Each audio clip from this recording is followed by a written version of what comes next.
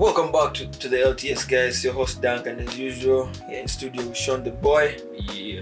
And today we shall be talking about the NBA trade deadline aftermath. As you well know, the NBA trade deadline just finished, and some strong pieces have been moving around. Yeah, so I think we should start off with the Washington Wizards. Yeah. Given the fact that they've gotten the big man AD. Yeah, and just before that, man, they managed to acquire Trae Young. So, man, it's looking crazy. But obviously, there is a huge if factor of if Anthony Davis can stay fit. That's the problem. That's now the very huge if in this whole situation. You acquire Mr. Glass, man. You expect to you expect him to break at some point.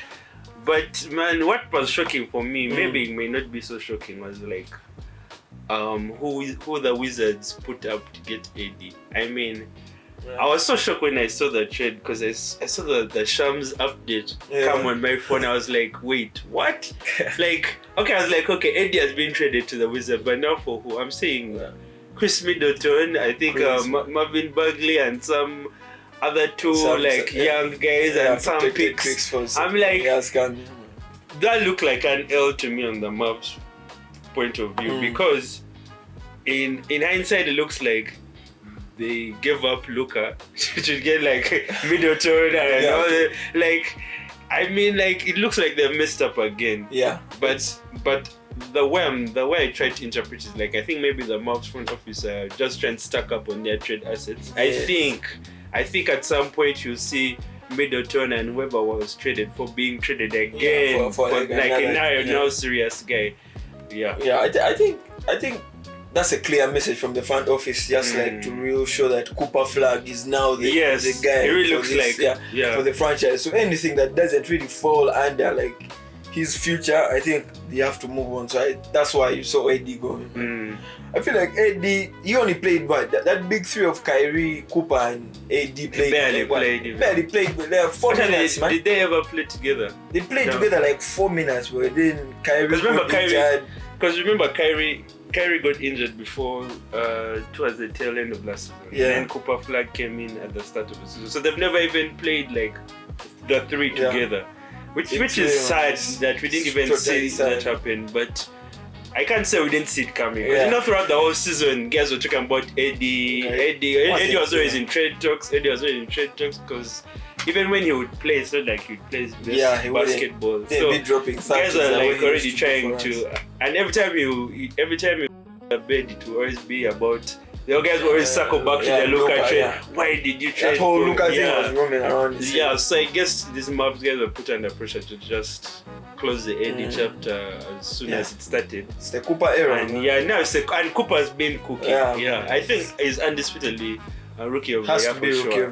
Right now. So they're now trying to get some pieces around to build a team around him. So I think they're moved on from AD. Yeah. And they have some guys to fill in for AD.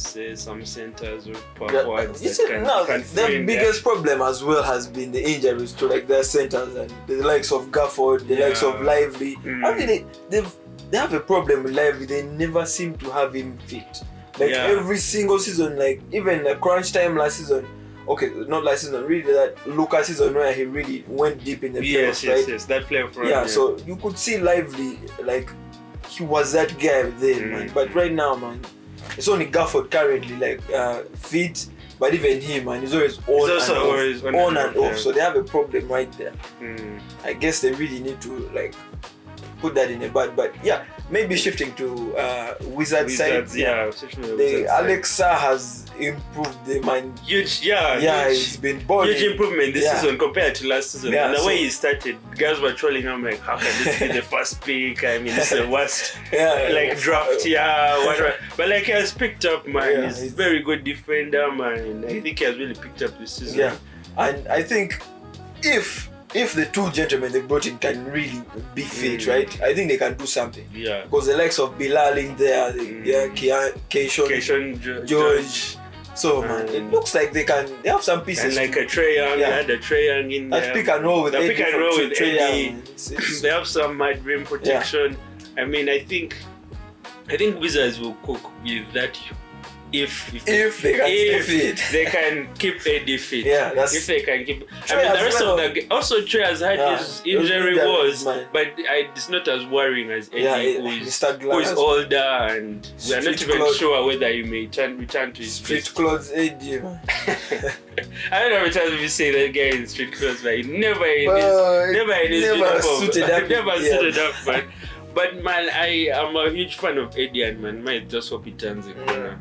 Yeah. But would you say is it a turning point for Wizards, or will it turn out to be a disaster, man? Because given the fact that you've invested in injury-prone guys, man, the truth is it could go really well. It could go really bad. I think there's no in between. Yeah, there's no in between because also Trae Young doesn't look like he has been really available this season. Yeah, I think he's but he's a type of guy who is always up there in assists. Yeah, he'll do his thing. So if he can stay fit, and also Eddie, the Eddie is a huge if. But if he can stay fit, man, those guys will cook because they have some young players coming through. And now the fact that they have Sal who's going to play the center, now Eddie's going back to his traditional forward.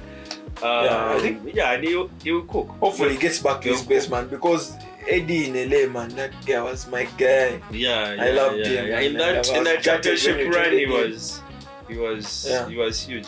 But I think also Lakers had kind of given up on him. After that bubble chip, man, it never looked like we were going to get ever close, man.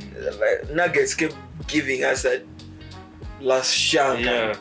Eddie just couldn't get over the Jokic thing. He couldn't get over that Jokic. Jokic was his. And on top of that, his injury was so insane. Anyway, let's look at the guard swap from Cavaliers and the Clippers, man. Darius Garland going the other side and James Harden going to Cleveland, man. What do you I think Cleveland won that trade. Yeah. I think Cleveland won that trade because also Darius Garland, I can't say has really been playing his best basketball. This year, you could see why Cavs said like let's move on from him and get Harden.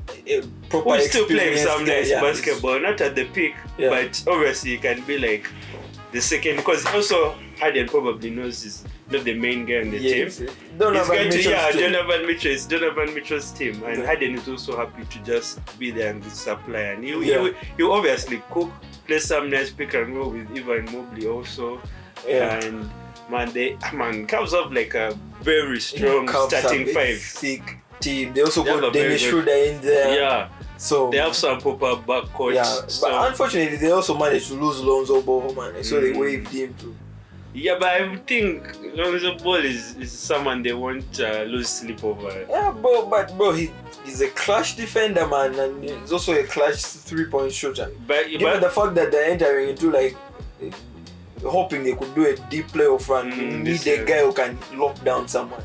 Like at least the best guard for the other team, at least when most of your starting 5 is sitting.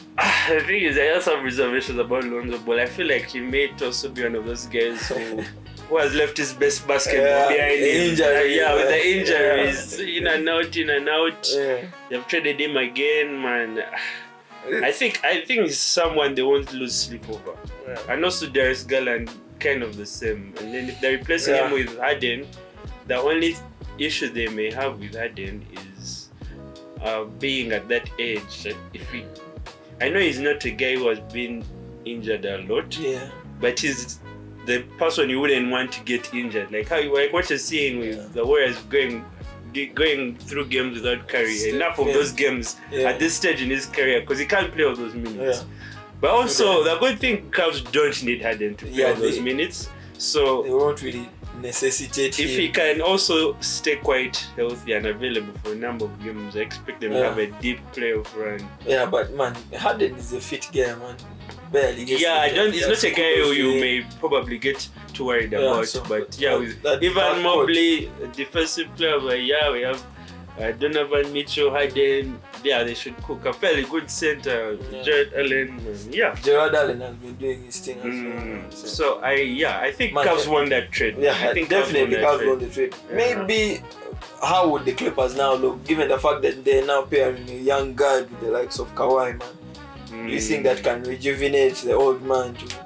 I think Kawhi feels like, man, these guys are left all left alone, in the like, mind. yeah. Like, Paul George left, Harden left, like they're all big Zubats three. left. Oh my god, I even forgot about Zoo that. is gone. Zoo is gone. I mean, I feel like Kawhi must be feeling like he has been left in the mud with all these changing and all these changes that have been made.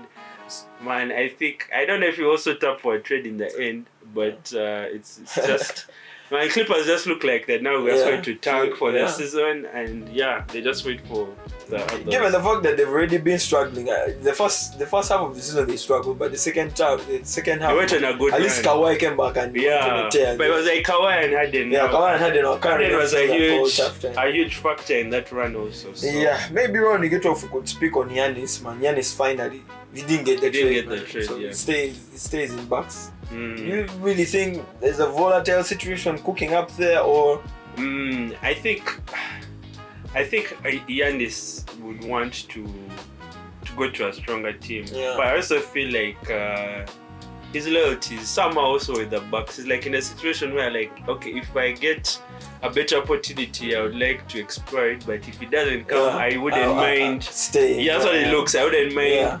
Staying with a team that has always like trusted me throughout my whole career and whatnot. I feel like it looks like that. Yeah, it looked like no one really had the chips to trade for him. Yeah, and also coming towards the deadline, trying to fix up a deal is a little bit more difficult. You maybe I think teams were trying to make some changes, acquire some assets, and come back in the summer. That's what it. Because I think Warriors tried to maybe throw like I don't know Draymond in there. I don't know pods and some picks, but I don't think it was slapped that thing. Yeah, I don't think that was going to work out also. So anyway, man, I think in the summer it may be something to look at. That has to be, I think, one of the biggest names. I think in the summer too. In the summer, you most probably be again in the trade rumors. Yeah, I think, man, that's.